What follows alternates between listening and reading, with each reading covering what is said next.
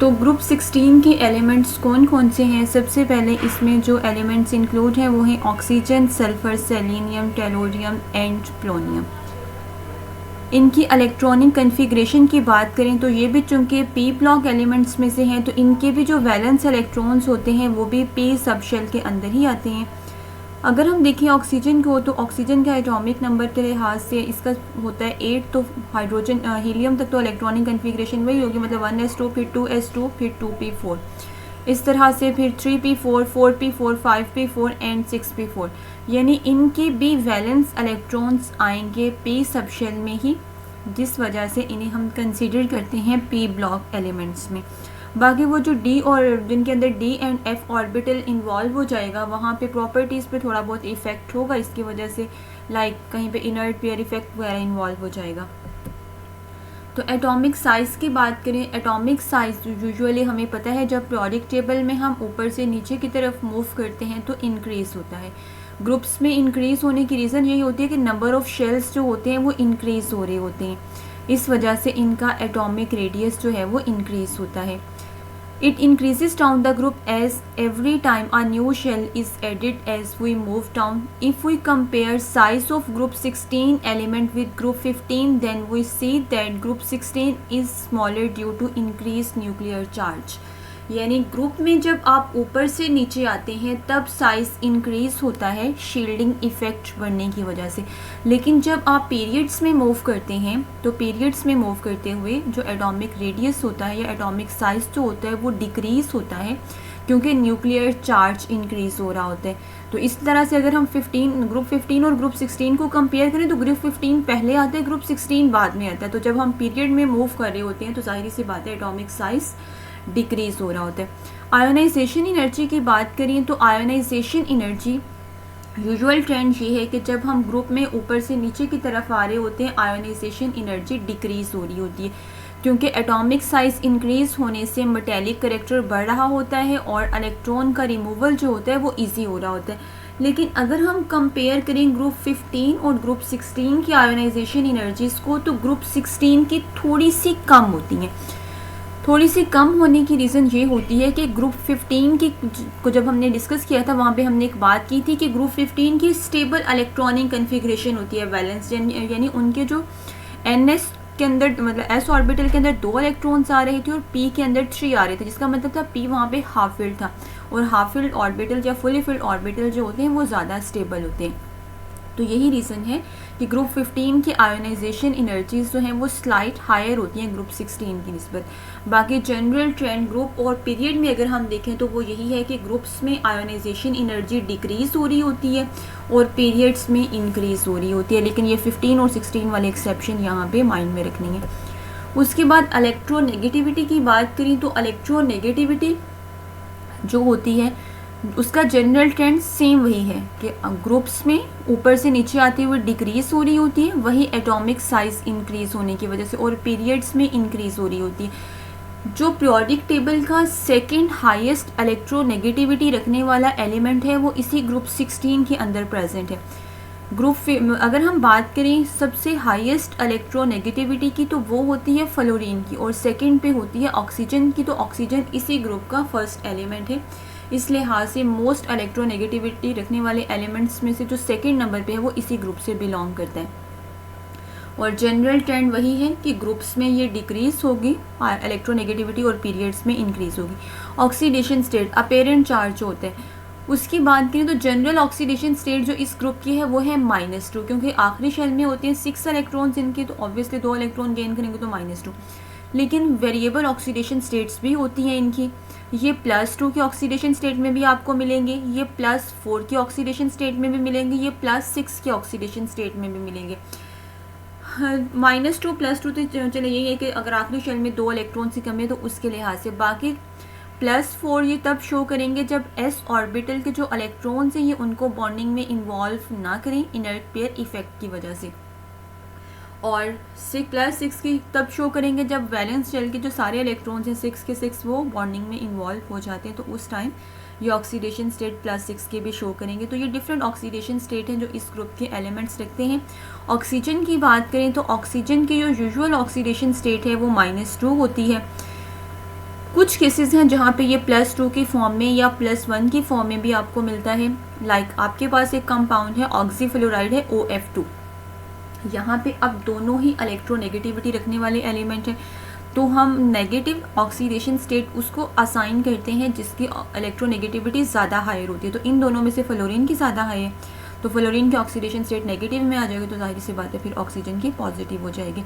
इस तरह से O2F2 में ऑक्सीजन की +1 हो जाएगी, क्योंकि एक फ्लोरीन की -2 होती है, एक फ्लोरीन की -1 होती है, तो 2 फ्लोरीन की -2 हो जाएगी। उसको काउंटर बैलेंस करने के लिए ऑक्सीजन की यहाँ पे +2 होगी, +2 2 ऑक्सीजन की है, तो उसमें एक ऑक्सीजन का पार्ट होगा +1 का। लेकिन जो बाकी एलिमेंट्स हैं वो +2 +4 +6 की ऑक्सीडेशन स्टेट शो करते हैं डिफरेंट कंपाउंड्स में। हम देखते हैं जैसे अगर हम सल्फर की बात करें तो सल्फर डाइऑक्साइड में यानी SO2 के अंदर सल्फर की ऑक्सीडेशन स्टेट होती है +2। H2SO4 की बात करें सल्फ्यूरिक एसिड में तो उसमें सल्फर की ऑक्सीडेशन स्टेट होती है +6। H2S की बात करें हाइड्रोजन सल्फाइड की तो उसमें सल्फर की ऑक्सीडेशन स्टेट होती है -2। तो इस तरह की वेरिएबल ऑक्सीडेशन स्टेट इस ग्रुप के एलिमेंट्स शो करते हैं।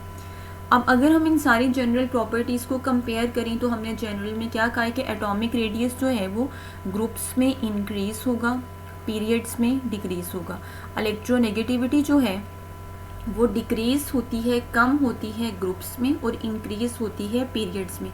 आयोनाइजेशन इंथॉल्पी या आयोनाइजेशन एनर्जी का भी सेम यही ट्रेंड होता है कि ग्रुप्स में डिक्रीज़ होती है और पीरियड्स में इंक्रीज़ होती है। एक्सेप्शंस हैं कुछ, उन एक्सेप्शंस की अपनी रीजंस हैं।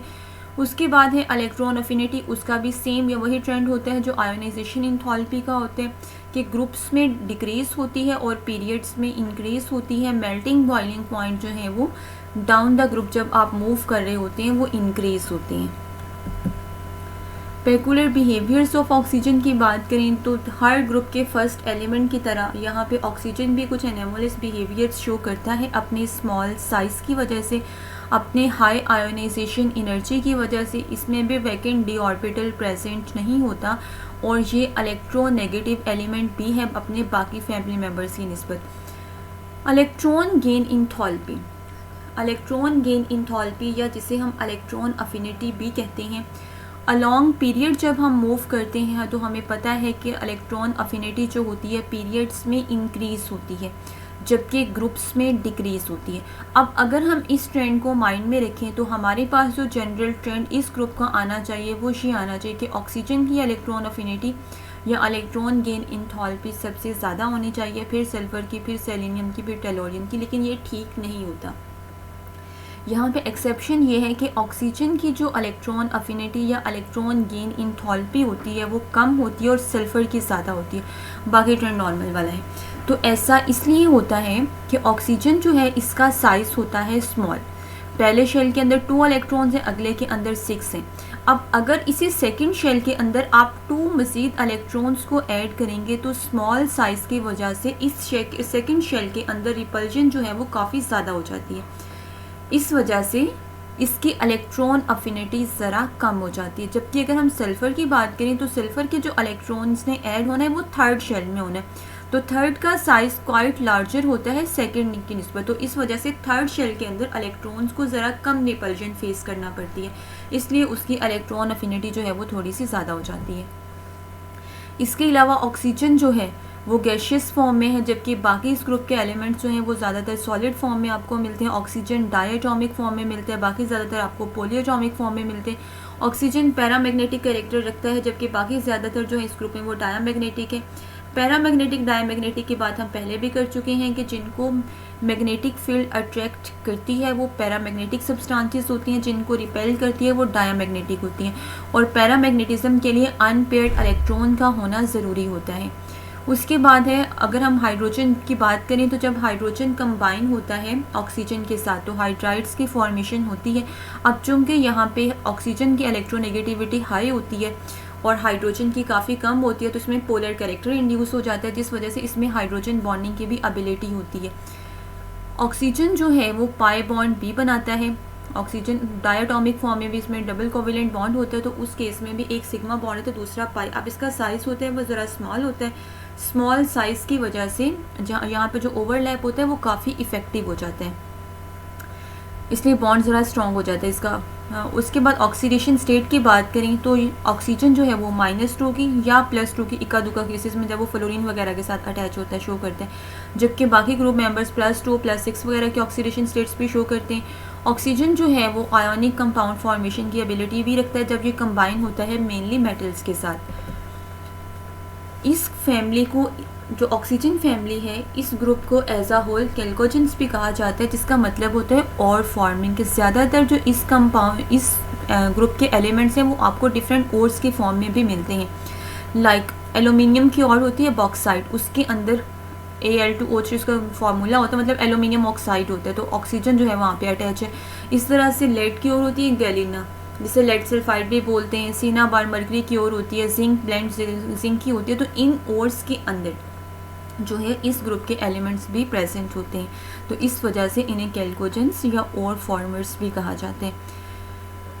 Elemental state of oxygen and sulphur की बात करें तो ऑक्सीजन जो है वो यूजुअली आपको डाई एटॉमिक फॉर्म में मिलता है, ट्राई एटॉमिक फॉर्म में भी मिलता है आपको ऑक्सीजन, लेकिन बहुत कम। ट्राई एटॉमिक फॉर्म का मतलब यही ओजोन ही है, लेकिन ये बहुत माइनर कंसनट्रेशन में होती है हमारे इन्वायरमेंट के अंदर।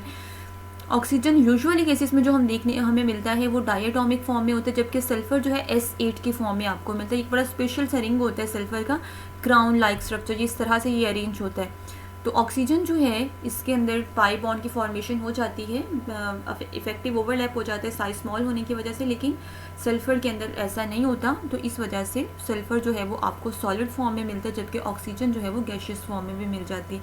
सल्फर एक स्पेशल अरेंजमेंट के ज़रिए इसमें जो एटम्स होते हैं वो अरेंज होकर ये बना रहे होते हैं। रिएक्शंस की बात करें तो जब सल्फर रिएक्ट करता है एयर के साथ या ऑक्सीजन के साथ तो सल्फर ट्राईऑक्साइड की फॉर्मेशन होती है। अगर इसी की आप फर्दर ऑक्सीडेशन करवाएंगे तो ये सल्फर ट्राईऑक्साइड में भी चेंज हो जाता है। जब आप एसिड के साथ रिएक्शन करवाते हैं, और एसिड भी जो as a oxidizing agent act कर सकता हो, जो ऑक्सीडाइजिंग एसिड्स होते हैं, तो उनके साथ जब आप सल्फ़र का रिएक्शन करवाते हैं तो सल्फ़र जो है वो कन्वर्ट हो जाता है सल्फ्यूरिक एसिड के अंदर, और नाइट्रिक एसिड कन्वर्ट हो गया है नाइट्रोजन डाइऑक्साइड में। सल्फ़र की ऑक्सीडेशन स्टेट यहाँ पे थी 0, एलिमेंटल फॉर्म में, फ्री फॉर्म में कि हर एलिमेंट की ऑक्सीडेशन स्टेट 0 होती है, और यहाँ पे सल्फ़र की है +6 सल्फ्यूरिक एसिड में। तो 0 से +6 में जाना शो कर रहा है कि इसकी ऑक्सीडेशन हुई है। और HNO3 की अगर आप यहाँ और यहाँ की ऑक्सीडेशन स्टेट को कंपेयर करेंगे तो यहाँ पे इसकी बनेगी +5 और यहाँ पे बनेगी +4। तो +5 से +4 में जाना शो कर रहा है कि इसकी रिडक्शन हुई है। तो इस तरह से ऑक्सीडाइजिंग एजेंट वो होता है जो दूसरों को ऑक्सीडाइज करवाते हैं और उनकी अपनी रिडक्शन होती है। तो अगर आप इसका अल्कली के साथ रिएक्शन करवाते हैं तो ये सल्फाइड्स में कन्वर्ट हो जाते हैं, और मतलब सल्फ़र जो है अल्कली के साथ जब रिएक्ट करता है तो ये सल्फाइड में कन्वर्ट हो जाता है, साथ में सोडियम सल्फाइड वगैरह रिलीज़ हो जाते हैं। अगर आप नॉन मेटल्स के साथ इनके रिएक्शन की बात करें तो सल्फ़र जब कार्बन के साथ मिलता है तो कार्बन डाइसल्फाइड की फॉर्मेशन हो जाती है, हाइड्रोजन के साथ मिलता है तो H2S हाइड्रोजन डाइसल्फाइड की फॉर्मेशन हो जाती है, फ्लोरीन के साथ मिलता है तो SF6 जैसे कंपाउंड्स की फॉर्म में ये आ जाते हैं। जब ये कॉपर के साथ मिलता है तो क्यूप्रस सल्फाइड में कन्वर्ट हो जाता है। उसके बाद रिएक्टिविटी की बात करें तो जो मेटेलिक करेक्टर होता है वो डाउन द ग्रुप इंक्रीज हो रहा होता है क्योंकि साइज बढ़ रहा होता है। ऑक्सीजन एंड सल्फर जो है इस ग्रुप में टिपिकल नॉन मेटल्स हैं। सेलेनियम एंड टेलोरियम जो है वो मेटालॉइड्स हैं जो कि सेमीकंडक्टर्स वगैरह के तौर पे भी यूज़ होते हैं। पोलोनियम जो है वो इसमें मेटल है। मल्टीपल बॉन्डिंग की एबिलिटी होती है इस ग्रुप के अंदर, लेकिन इनिशियल एलिमेंट्स में, क्योंकि मल्टीपल बॉन्डिंग में बन रहा होता है पाई बॉन्ड भी। तो पाई बॉन्ड बनता है साइड बाय साइड ओवरलैप से। जब साइज ज़रा ज़्यादा इंक्रीज हो जाता है तो वो ओवरलैप इतना इफेक्टिव नहीं हो पाता। तो ऐसे ऑक्सीजन जो है वो बड़ी अच्छी मल्टीपल बॉन्डिंग की एबिलिटी रखता है। कार्बन के साथ लिंक किया उसने, ऑक्सीजन का लिंक बड़ी आसानी से हो जाता है कार्बन डाइऑक्साइड के अंदर, ये हम देखते भी हैं।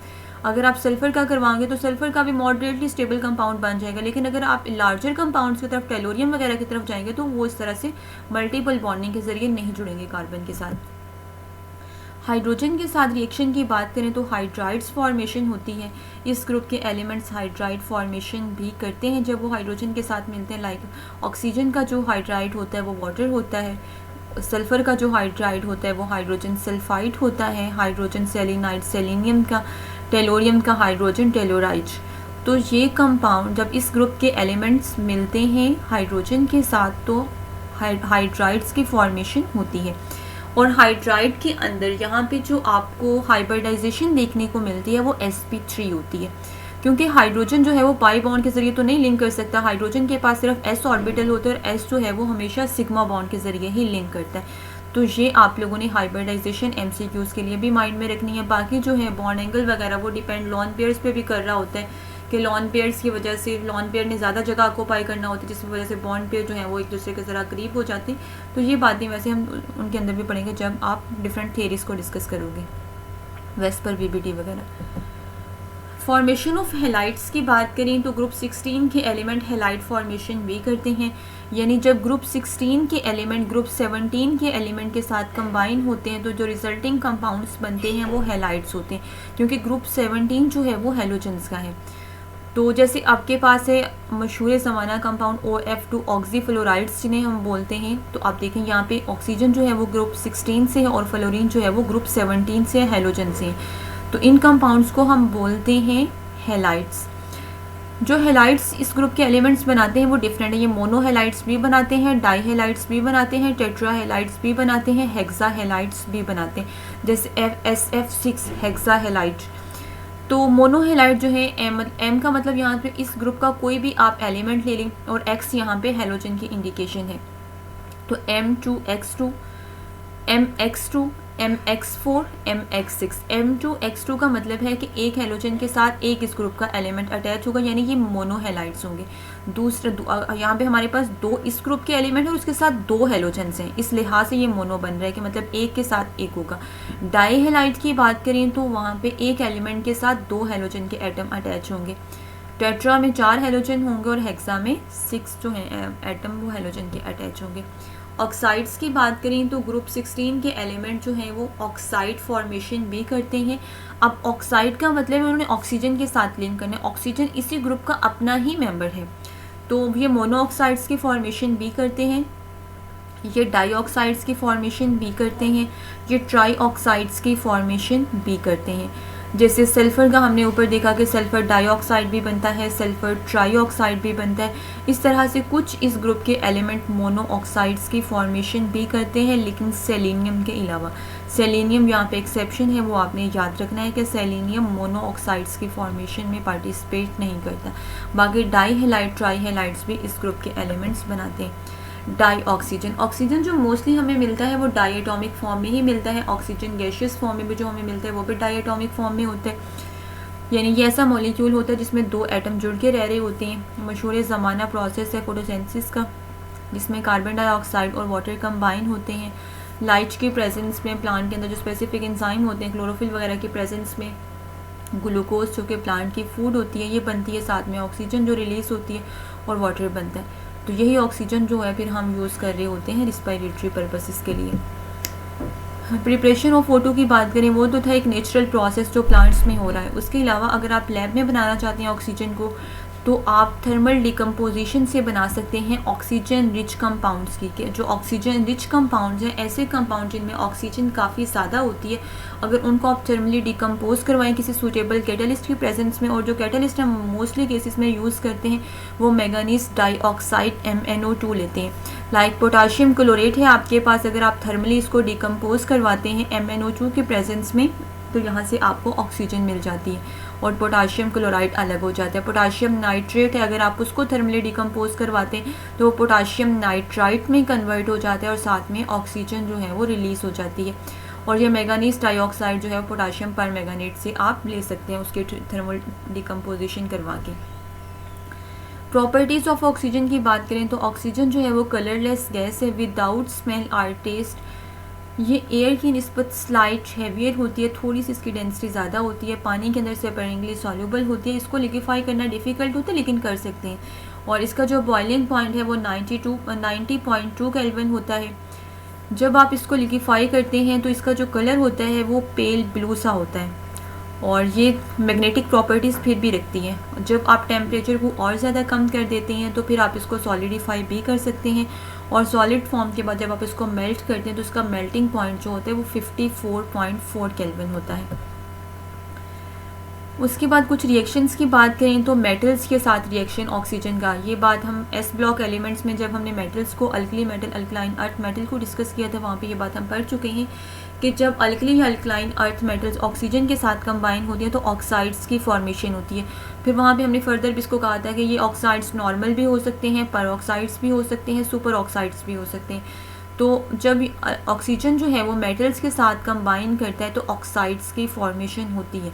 लाइक सोडियम के साथ मिलाओगे ऑक्सीजन को तो सोडियम ऑक्साइड बन जाएगा, कैल्शियम के साथ करवाओगे तो कैल्शियम ऑक्साइड। इस तरह से अगर आप आयरन वगैरह लेते हैं तो उनकी ऑक्सीडेशन से वो भी अपने ऑक्साइड्स में कन्वर्ट हो जाती हैं, फेरस ऑक्साइड, फेरिक ऑक्साइड। उसके बाद है नॉन मेटल्स के साथ अगर हम करवाएं तो कार्बन ले लें। कार्बन की अगर आप ऑक्सीडेशन करवाते हैं एक्सेस ऑफ ऑक्सीजन में तो कार्बन डाइऑक्साइड बनती है। मेनली जो कंबस्टन हो रही होती है ऑर्गेनिक कंपाउंड्स की, उसमें यही काम हो रहा होता है कि जो ऑर्गेनिक कंपाउंड जिनमें हाइड्रोकार्बन प्रेजेंट होते हैं तो उनमें कार्बन की ऑक्सीडेशन होती है तो कार्बन डाइऑक्साइड में कन्वर्ट हो जाता है, और हाइड्रोजन होगा तो हाइड्रोजन की ऑक्सीडेशन से वाटर बन जाता है। तो मेनली जो कंबस्टन होती है ऑर्गेनिक कंपाउंड की हाइड्रोकार्बन की, तो उनके रिजल्ट में कार्बन डाइऑक्साइड और वाटर ही आपको मिलता है। साथ में कंबस्टन है तो हीट लाजमी बात रिलीज होगी। अगर यही कंबस्टन या यही ऑक्सीडेशन आप करवाते हैं लिमिटेड सप्लाई ऑफ ऑक्सीजन में या लिमिटेड सप्लाई ऑफ एयर में तो कार्बन डाइऑक्साइड बनने के बजाय कार्बन मोनोऑक्साइड बन जाएगी। और कार्बन मोनोऑक्साइड जो होती है ये ह्यूमन हेल्थ के लिए काफ़ी फर्टिल होती है अगर आप इसको इनहेल करते हैं फॉर लॉन्ग टाइम। उसके बाद है सल्फ़र के साथ अगर आप रिएक्शन करवाएं ऑक्सीजन का तो सल्फ़र डाइऑक्साइड की फॉर्मेशन हो जाती है। इस सल्फ़र डाइऑक्साइड से फिर हम फर्दर बनाते हैं सल्फ़र ट्राइऑक्साइड और फिर उससे हम फर्दर बनाते हैं सल्फ्यूरिक एसिड, वो भी नेक्स्ट हम देखेंगे। और जब हाइड्रोजन के साथ ऑक्सीजन का रिएक्शन होता है तो हाइड्राइड की यानी वाटर की फॉर्मेशन होती है। ऑक्सीजन की बात करें तो ऑक्सीजन इसेंशियल गैस है फॉर लाइफ के लिए, क्योंकि हमें जो रिस्पायरेटरी पर्पसेस के लिए ऑक्सीजन की ज़रूरत होती है। इसके अलावा कंबस्टन के लिए ज़रूरत होती है ऑक्सीजन की। Oxygen gas is used with hydrogen or coal gas in blowpipes and with is acetylene in oxyacetylene flames वगैरह जो होते हैं, जो कटिंग वगैरह को मेटल की कटिंग वगैरह के लिए ऑक्सीएसिटाइलिन फ्लेम्स यूज़ किए जाते हैं, उनमें ऑक्सीजन को मिक्स किया जाता है एसिटाइलिन के साथ। इसके अलावा बहुत सारे इंडस्ट्रियल प्रोसेसेस में आप इनको यूज़ कर रहे होते हैं। मेडिसिनल इंडस्ट्री की बात करें तो नमूनिया वगैरह को ट्रीट करने के लिए, गैस पॉइजनिंग को ट्रीट करने के लिए आपको ऑक्सीजन की ज़रूरत पड़ती है। कार्बन डाइऑक्साइड के साथ इसको मिक्स किया जाता है ब्रीथिंग को स्टिमुलेट करवाने के लिए। Liquid oxygen mixed with powdered charcoal has been used as an explosive. तो जब लिक्विड ऑक्सीजन को आप मिक्स कर देते हो चारकोल के साथ, पाउडर फॉर्म में जो चारकोल आपके पास हो, तो फिर आप उसको डिफरेंट एक्सप्लोसिव पर्पसेस के लिए भी यूज़ कर सकते हैं। ओजोन की बात करें तो ये भी फॉर्म है ऑक्सीजन की ही, एक एलोट्रॉपिक फॉर्म समझ लें इसको भी। ऑक्सीजन जो है वो डाई एटॉमिक फॉर्म में भी होता है और ट्राई एटॉमिक फॉर्म में भी होता है। ऑक्सीजन ट्राई एटॉमिक फॉर्म में उसमें 3 एटम्स होते हैं, ये भी ऑक्सीजन का ही एक एलोट्रॉप है जो कि ज़रा लेस स्टेबल होता है डाई एटॉमिक के निस्बत। ओजोन जो है वो बनती हमारे एटमॉस्फेयर में ही, एटमॉस्फेयर की जो मेनली लेयर होती है स्ट्रेटोस्फेयर, उस स्ट्रेटोस्फेयर के अंदर इसकी फॉर्मेशन हो रही होती है। होती किस तरह से, ये आपके पास इसका स्ट्रक्चर है, आगे हम इसकी फॉर्मेशन को भी देखेंगे। और हमारे एटमॉस्फेयर के अंदर इसकी बहुत ही माइनर कंसनट्रेशन मौजूद है, ऑलमोस्ट 0.6 ppm, मतलब अगर आप समझ लें अपने पूरे इन्वायरमेंट के मैस का तो 0.6 ppm जस्ट उसमें ओजोन प्रेजेंट होता है। ये इसका स्ट्रक्चर है ओजोन का, जिसमें आपके पास 3 ऑक्सीजन एटम्स होते हैं। ये सिंपल लेविस स्ट्रक्चर है। अब ओवरऑल इसको न्यूट्रल इसी तरह से कंसीडर किया जाता है कि इसमें पॉजिटिव चार्ज भी है, नेगेटिव, तो एक दूसरे के नेट इफेक्ट को न्यूट्रलाइज कर देते हैं। फॉर्मेशन ऑफ ओजोन इस तरह से हो रही होती है कि ऑक्सीजन जो है जब इस पर यूवी लाइट आके फॉल करती है, ये बॉन्ड ब्रेक होता है, मोनोएटॉमिक फॉर्म में कन्वर्ट हो जाती है। मोनोएटॉमिक जो है वो एटम बड़े अनस्टेबल होते हैं, वो फ़ौरन से डाईएटॉमिक के साथ कंबाइन होकर ट्राईएटॉमिक फॉर्म में आ जाते हैं। फिर इस पर भी यूवी लाइट फॉल करती है तो ये भी डिकम्पोज हो जाते हैं। मतलब ये ओजोन का ब्रेकेज और ओजोन की फॉर्मेशन ये हमारे स्ट्रेटोस्फीयर में एक नेचुरल प्रोसेस है, लेकिन इससे ओजोन होल क्रिएट नहीं होता, क्योंकि ये वहाँ पे ओजोन अगर बन रही है, टूट रही है तो बन भी रही है, तो यानी ये नेचुरल प्रोसेस है जो कि बैलेंस्ड होता है। जब हमारी एक्टिविटीज़ की वजह से ओजोन लेयर पे इफेक्ट होता है तब वो डिप्लेट होती है, तब उसमें ओजोन होल क्रिएट होता है। ओजोन जो है वो पावरफुल ऑक्सीडाइजिंग एजेंट है, इवन के स्ट्रॉन्गर देन डाईएटॉमिक ऑक्सीजन। ये काफ़ी अनस्टेबल भी होती है, इसलिए फिर ये डिके करती रहती है, खुद ब खुद जो कन्वर्ट होती रहती है ओजो में, और ये एक नेचुरल बैलेंस, जिसे अभी हमने ऊपर भी बात की है। जब आप NO के साथ इसका रिएक्शन करवाते हैं तो ये उसको NO2 में कन्वर्ट कर देती है, ऑक्सीडेशन हो जाती है NO की, वो NO2 में कन्वर्ट हो जाता है। ओजोन जो है, जब अगर आप इसका रिएक्शन करवाते हैं लेड सल्फाइड के साथ, ये सल्फाइड्स को सल्फेट्स में कन्वर्ट कर देती है, यानी लेड सल्फाइड था तो इसने उसको कन्वर्ट कर दिया लेड सल्फेट्स में। उसके बाद है यूजेस की बात करें तो ozone is a reagent in many organic reactions में आप इसको यूज़ कर रहे होते हैं, मेनली जो ओजोनोलाइसिस वगैरह हम करवाते हैं, जिसमें डबल बॉन्ड की क्लेविज से हम और कार्बोनिल कंपाउंड एल्डिहाइड कीटोन्स वगैरह बना रहे होते हैं। हॉस्पिटल्स वगैरह के अंदर इसको यूज़ किया जा रहा होता है डिकॉन्टेमिनेशन के लिए, ऑपरेटिंग रूम्स की।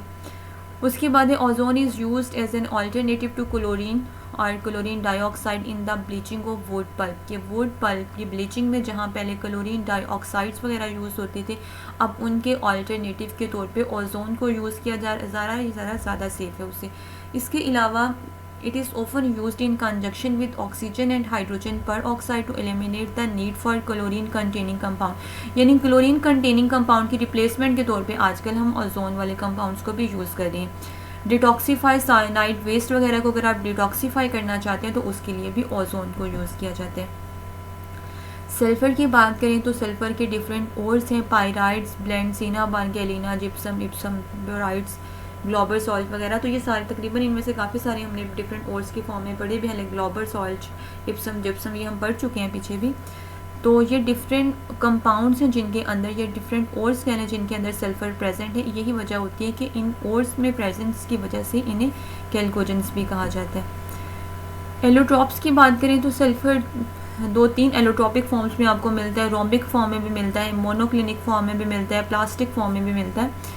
तो जो रोम्बिक सल्फ़र है ये एलोट्रॉप है सल्फ़र का, जिसका कलर होता है येलो, मेल्टिंग पॉइंट होता है 385.8 केल्विन, स्पेसिफिक ग्रेविटी होती है 2.06। रोम्बिक सल्फ़र आप बना सकते हैं कि अगर आप सल्फ़र का सॉल्यूशन बनाते हैं कार्बन डाइसल्फाइड के साथ, फिर उसकी एवेपोरेटिंग करवाते हैं तो रोम्बिक सल्फ़र आपको मिल जाता है।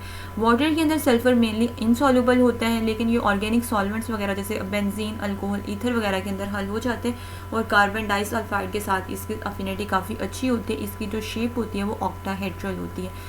तो ये S8 का स्ट्रक्चर नीचे आपको नज़र भी आ रहा है। सेकंड इसका एलोट्रॉप है मोनोक्लिनिक सल्फ़र, बीटा सल्फ़र भी इसको कहते हैं, साइक्लोसिक्स भी कहते हैं।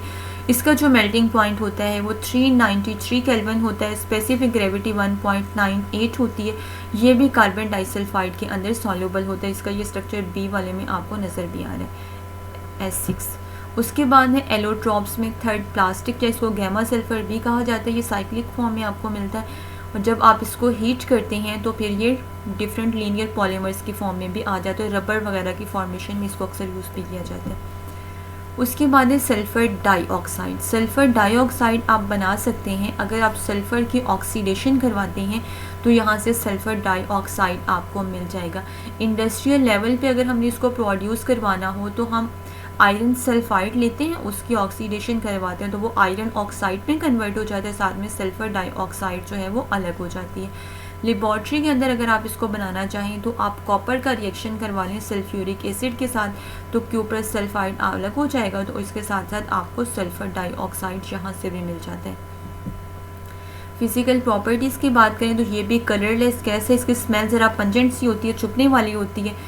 पानी के अंदर SO2 काफ़ी सॉल्युबल है, सल्फ़र पानी के अंदर हल नहीं होता, लेकिन जब वो सल्फ़र डाइऑक्साइड बनता है तब वो पानी में हल हो जाता है। It liquefies at room temperature under a pressure of 2 atmosphere. तो आप इसको लिक्विफाई कर सकते हैं अगर आप 2 एटमॉस्फेयर का प्रेशर इस पर अप्लाई करें। बॉइलिंग पॉइंट इसका होता है 263 केल्विन।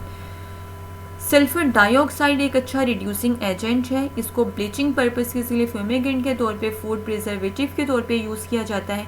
सल्फ़र डाइऑक्साइड जो है वो मेनली या मेजरली यूज़ होता है कॉन्टैक्ट प्रोसेस में। ये कॉन्टैक्ट प्रोसेस होते हैं सल्फ्यूरिक एसिड को बनाने का तरीका, उसको अभी हम देखेंगे भी।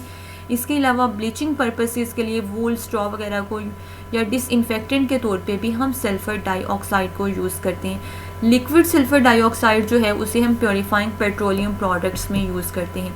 कॉन्टैक्ट प्रोसेस जो है जिसमें हम सल्फ्यूरिक एसिड बनाते हैं, इसके मेनली 5 स्टेप्स होते हैं। सबसे पहले होता है combining of sulphur and oxygen, कि आपने ऑक्सीजन और सल्फ़र को कंबाइन करवा के सल्फ़र डाइऑक्साइड बनाना होती है।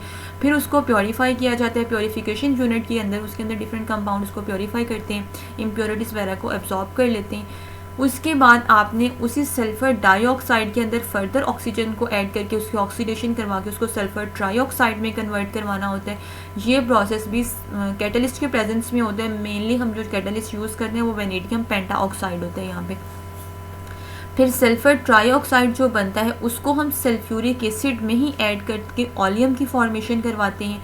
फिर उस ऑलियम को हम वाटर में ऐड करके सल्फ्यूरिक एसिड बनाते हैं, जो कि काफ़ी कंसनट्रेटेड भी होते हैं। मतलब क्या है ये सारे स्टेप्स का, कि सबसे पहले स्टेप में हमने सल्फ़र की ऑक्सीडेशन करवा के उसको सल्फ़र डाइऑक्साइड में कन्वर्ट करवाया। फिर उस सल्फ़र डाइऑक्साइड की ऑक्सीडेशन करवा के हम उसको सल्फ़र ट्राइऑक्साइड में कन्वर्ट करवाते हैं। फिर उस सल्फ़र ट्राइऑक्साइड को आप डायरेक्टली भी अगर वाटर के अंदर डालेंगे ना तो सल्फ्यूरिक एसिड बन जाएगा, लेकिन वो मेथड सेफ़ टू यूज़ नहीं है, क्योंकि जब आप SO3 को डायरेक्टली वाटर में डालते हो तो वो हाईली एक्सप्लोसिव होता है। इसलिए हम सेफ्टी के लिए इसको पहले H2SO4 में ऐड करते हैं। फिर ये ऑलियम की फॉर्मेशन होती है, उस ऑलियम को फिर आप पानी में डालते हैं तो H2SO4 बन जाता है। ये बिल्कुल यही वाला काम समझ लें कि आपने एक H2SO4 मॉलिक्यूल की इन्वेस्टमेंट की और बदले में आपको 2 मिल जाते हैं। ये इसका पूरा चैम्बर है जहाँ पे ये बन रही होती है। उसके बाद है लेड चैम्बर प्रोसेस। ये भी सल्फ्यूरिक एसिड को ही बनाने का तरीका होता है। इसमें आप यूज़ करते हैं सल्फ़र डाइऑक्साइड, उसी की ऑक्सीडेशन करवाते हैं और साथ ही वाटर को मिक्स कर देते हैं। ये प्रोसेस होता है NO की प्रेजेंस में। नाइट्रिक ऑक्साइड जो है वो यहाँ पे एज अ कैटलिस्ट एक्ट कर रहा होता है। फिज़िकल प्रॉपर्टीज़ की बात करें सल्फ्यूरिक एसिड की, तो ये कलरलेस होता है, डेंस होता है, ऑयली लिक्विड होता है। इसकी स्पेसिफिक ग्रेविटी 1.84 होती है एट 298 केल्विन। ये MCQs में आ चुका है पहले भी PPSC के, कि सल्फ्यूरिक एसिड की स्पेसिफिक ग्रेविटी कितनी होती है। तो इस तरह की जो वैल्यूज़ हैं वो माइंड में रखनी है। एसिड जो है ये फ्रीज होता है 283 केल्विन पे और बॉयल होता है 611 केल्विन पे। वाटर के अंदर ये हाईली सॉल्युबल होता है और काफ़ी हीट इवॉल्व भी होती है इस प्रोसेस में। वाटर के साथ इसकी एफिनिटी बड़ी अच्छी होती है। जब आप इसको पानी के अंदर डालते हैं तो ये 2 स्टेप्स में आयोनाइज होता है। पहले स्टेप में क्योंकि इसके पास है 2 रिप्लेसेबल प्रोटॉन्स H2SO4 में, पहले स्टेप में एक प्रोटॉन रिमूव होता है तो आपके पास बाइसल्फेट आयन HSO4 नेगेटिव बन जाता है। तो इसके लिए Ka की वैल्यू होती है मोर देन 10, तो बड़ा स्ट्रॉन्ग है ये। उसके बाद सेकेंड स्टेप में ये बाइसल्फेट आयन की फर्दर हाइड्रोलिसिस जब होती है तो वो दूसरा प्रोटॉन जो है वो भी रिमूव हो जाता है और ये सिंपल सल्फेट आयन में कन्वर्ट हो जाता है। और यहाँ पे भी आयोनाइजेशन कांस्टेंट एसिड का कुछ ना कुछ होता है। ये जो एसिड के Ka की वैल्यू होती है ये इंडिकेट करती है कोई भी एसिड कितना स्ट्रॉन्ग है। जितनी ज़्यादा उसकी आयोनाइजेशन कांस्टेंट की वैल्यू होगी वो उतना ही ज़्यादा स्ट्रॉन्ग होगा। प्रॉपर्टीज़ की बात करें तो अगर आप इसका रिएक्शन करवाते हैं केन शुगर के साथ, सुक्रोज के साथ, तो सल्फ्यूरिक एसिड बड़ा अच्छा डिहाइड्रेटिंग एजेंट होता है। ये वाटर को रिमूव करवा देगा कम्प्लीटली उसमें से। जब वाटर रिमूव हो जाएगा तो उसमें से कार्बन अलग हो जाएगा। इस तरह से अगर आप फॉर्मिक एसिड के साथ इसका करवाएंगे तो उसको भी ये डिहाइड्रेट करके देगा। वाटर निकल जाएगा तो कार्बन मोनोऑक्साइड बच जाएगी उसमें। अगर अल्कोहल लेंगे तो अल्कोहल के 2 मोल आपने लिए, उसमें से वाटर रिमूव हुआ, वाटर रिमूव होगा तो ये ईथर्स में कन्वर्ट हो जाएंगे। मतलब आपके पास 2 मोल होंगे तो यहाँ से OH और अगले से H निकलेगा और बाकी दोनों मिलकर फिर क्या बना देंगे, ईथर बना देंगे। ऑक्सीडाइजिंग एजेंट भी होता है ये। कॉपर के साथ आपने इसका रिएक्शन करवाया, कॉपर सल्फेट में उसको कन्वर्ट कर दिए। ऑक्सीडाइजिंग एजेंट दूसरों को ऑक्सीडाइज करवाते हैं, उनकी अपनी रिडक्शन होती है। तो यहाँ पे कॉपर के 0 ऑक्सीडेशन स्टेट है, यहाँ पे +2 है, तो 0 से +2 में आना इसका मतलब है कि इसकी ऑक्सीडेशन हो गई है। इस तरह से सल्फर की ऑक्सीडेशन उसका सल्फ्यूरिक एसिड के साथ रिएक्शन करवाओगे तो वो सल्फर डाइऑक्साइड में कन्वर्ट हो जाएगा। कार्बन का करवाओगे तो कार्बन डाइऑक्साइड में कन्वर्ट कर देगा उसको। जब आप इसका रिएक्शन करवाते हैं बेंजीन के साथ तो उसमें से भी वाटर रिमूव हो जाएगा और as a result benzene sulphonic acid की फॉर्मेशन होती है, जिसे हम सल्फोनेशन ऑफ बेंजीन भी बोलते हैं और ये हम बेंजीन वाले चैप्टर में इंशाल्लाह पढ़ेंगे भी। यूजेस की बात करें तो बहुत इंपॉर्टेंट इंडस्ट्रियल केमिकल है। इसे किंग ऑफ एसिड्स भी कहा जाता है। पेट्रोलियम रिफाइनिंग में इसको यूज़ करते हैं, पिगमेंट, पेंट, डाइस वगैरह बनाने में, डिटर्जेंट इंडस्ट्री के अंदर, मेटलर्जिकल ऑपरेशंस में, बैटरीज के अंदर। इसके अलावा नाइट्रो सेलुलोज प्रोडक्ट्स बनाने में लेबॉर्ट्री रिएजेंट के तौर पे इसको यूज़ किया जाता है। डिफरेंट ऑक्सी एसिड्स हैं सल्फ़र के, लेकिन उनमें से जो मोस्ट इंपॉर्टेंट है वो ये सल्फ्यूरिक एसिड है। बाकी भी कुछ होते हैं, सल्फोजाइलिक एसिड है, सल्फोरस एसिड है, सल्फ्यूरिक एसिड है, परऑक्सी सल्फ्यूरिक एसिड है, थायोनिक एसिड है, इनमें से कुछ तो ऐसे हैं जिनको आप आइसोलेट भी नहीं कर सकते, लेकिन वो बनते हैं। इनके यूजेस की बात करें तो ऑक्सीजन जो है वो लाइफ सपोर्टिंग गैस है, रिस्पायरेशन के लिए ज़रूरी है, ऑक्सीडाइज़र के तौर पे, वाटर ट्रीटमेंट के लिए, मेडिकल एप्लीकेशंस में ऑक्सीजन को यूज़ किया जाता है, ये बात हम ऊपर भी कर चुके हैं। सल्फ़र के भी डिफरेंट यूजेस हैं, डिफरेंट फर्टिलाइज़र्स होते हैं जिनमें सल्फ़र प्रेजेंट होता है, जो कि प्लांट की ग्रोथ के लिए किसी हद तक ज़रूरी भी है। रबर इंडस्ट्री के अंदर जो वल्कनाइजेशन की जाती है, रबर की वल्कनाइजेशन एक स्पेशल प्रोसेस होता है जिसमें रबर की इलास्टिसिटी और ड्यूरेबिलिटी को इम्प्रूव किया जाता है। केमिकल सिंथेसिस के अंदर जैसे अभी हमने सल्फ्यूरिक एसिड बनाया तो वहाँ पे सल्फ़र चाहिए होता है। सेलेनियम की बात करें तो ये फोटोवोल्टेइक सेल्स वगैरह में, गिलास इंडस्ट्री में, इलेक्ट्रॉनिक्स में यूज़ हो रहा होता है। टेलोरियम की बात करें तो अलॉयज़ के अंदर, सेमीकंडक्टर इंडस्ट्री में, थर्मो इलेक्ट्रिक एप्लीकेशंस होते हैं काफ़ी सारे इसके। पोलोनियम की बात करें तो न्यूक्लियर इंडस्ट्री में, न्यूक्लियर रिएक्टर्स वगैरह के अंदर न्यूट्रॉन इनिशिएटर के तौर पे इसको यूज़ किया जाता है, ये रेडियो एक्टिव भी होता है। और एंटी स्टैटिक डिवाइसेस के अंदर भी हम पोलोनियम को यूज़ करते हैं, जहाँ पे एंटी स्टैटिक डिवाइसेस में एलिमिनेट किया जाता है स्टैटिक चार्जेस को। इंडस्ट्रियल प्रोसेस होते हैं ये भी। तो ये डिफरेंट यूजेस हैं इस ग्रुप के एलिमेंट्स के। यहाँ पे आपका ये ग्रुप जो है ये कंप्लीट हो गया है।